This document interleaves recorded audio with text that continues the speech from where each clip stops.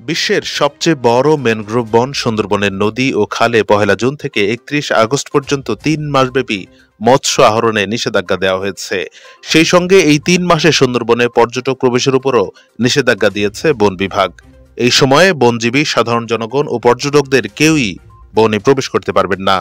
খুলনা সার্কেলের বন সংরক্ষক মিহির কুমার বিষয়টি নিশ্চিত করে জানান, জুন থেকে আগস্ট এই ৩ মাসকে সুন্দরবনের নদী খালের মাছের প্রজনন মৌসুম হিসেবে ধরা হয়।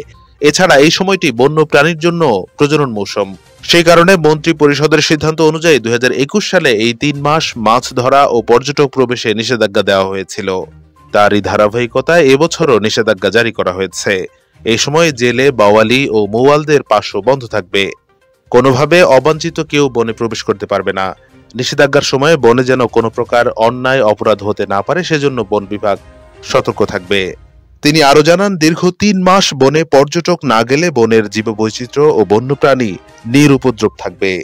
এছাড়া ঘূর্ণিঝড় রিমালের তাণ্ডবে সুন্দরবনে প্রাণী ও জীববৈচিত্র্যের যে ক্ষতি হয়েছে সেটিও দ্রুত কাটিয়ে ওঠা যাবে। এদিকে নিষেধাজ্ঞার পর সুন্দরবন থেকে লোকালয়ে ফিরে এসেছেন জেলেরা।